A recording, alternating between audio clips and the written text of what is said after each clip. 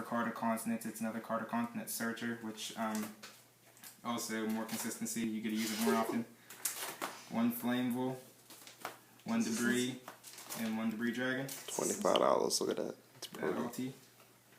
Alright, and that's all the monsters you really need. Consistency?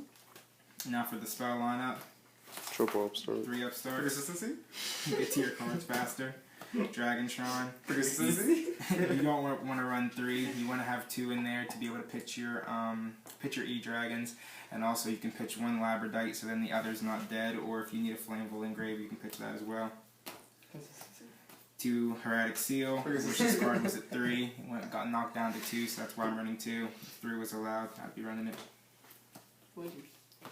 3 card of consonants. I used to run this card at 2, but whenever I switched out the Luster Dragon and threw in the second Labradite, I bumped it up to 3. It just helps. It allows you to get to everything a lot faster. And for my 1-ofs, 1 Soul Charge. I used to run 2, but the card's going to get hit down to 1 soon anyways. And you don't need to really be giving up too many life points in the deck because the way that it runs, sometimes you're going to be wide taking some big hits. You're going to be taking hits, so you don't want more than 1 because it'll slow you down and it's cloggy. Plus you want to attack anyways, and that slows you down. 1 Wing Beat. This card's good with Tefnuit, special Tefnuit, Wing Beat. Yep, blow up whole back row, special Tefnuit again. Gold Sark. This is a good card. Consistency? Yeah, you go ahead, banish Tempest, you can add Debris, or you can add Influence into your hand. And then Burial from a different dimension. This card's good to bring back your E-Dragons and some of the extra cards that you banished. Alright, that's the spell lineup. Now for traps, it's not too hefty. Just run 2 Black Horns, stop all special summons, that helps. Well, inherent. Reckless Greed. Consistency? Just helps you get to everything faster. 2 Skill Drain. Not a lot of people main Skill Drain, they side Skill Drain. You took out the 3rd one? The 3rd one's in the side deck. 2 Skill Drain's good because the build of Heretics that you're running, they're all beaters, so even if you do activate Skill Drain, most of the time it's going to hurt your opponent more than it's going to hurt you. And even if you're in the Hieratics, you can normal summon him, and then you're sitting on a 19 beater. He's a 22 beater. And he's a 21 beater, so I mean. Plus the Dragon Rulers. Yeah. Also, plus the Dragon Rulers, another good thing is if you have any of them on the field, they don't have to go back to the hand during the end phase, so you can literally sit on all 4 of them as beaters. That's another good thing about them. And after the 2 Skill Drain, the 1 Compulse.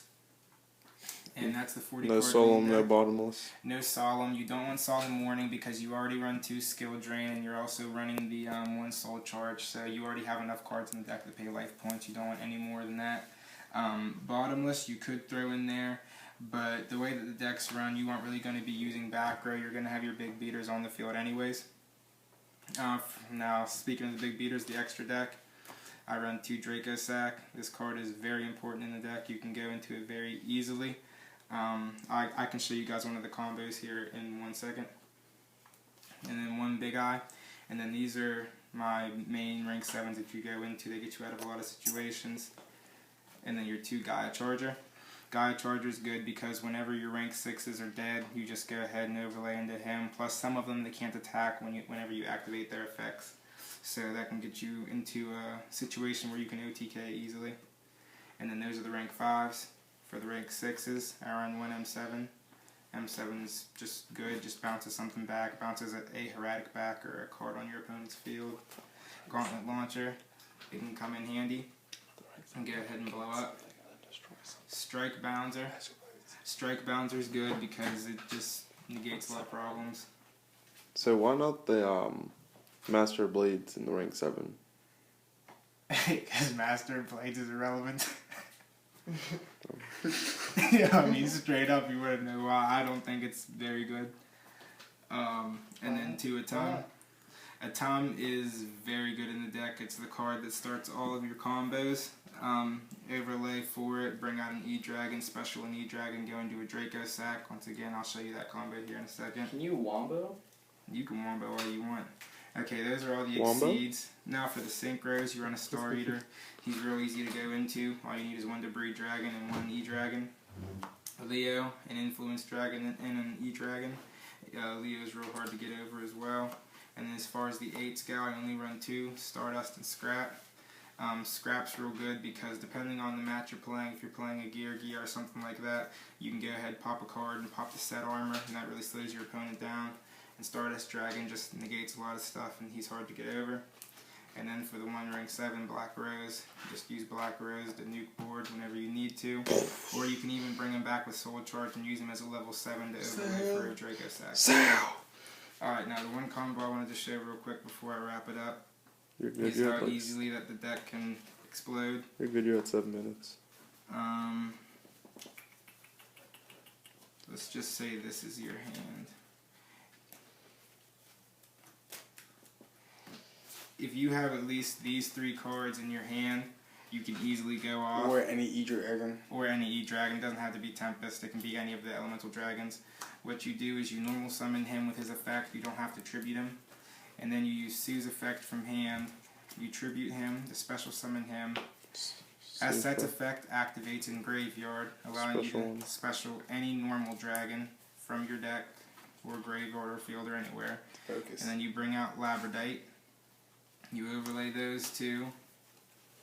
Then you go into your Atum. You use Atum's effect. You detach the Sue. So now both of these are in grave. To special any other E-Dragon from your deck, like Blaster. And then you banish these 2 to bring back the one that was in your hand. Overlay for a Draco Sack. And then that's just one of the many combos that can go off, but I just wanted to show you guys how easy it is to overwhelm your opponent with this deck.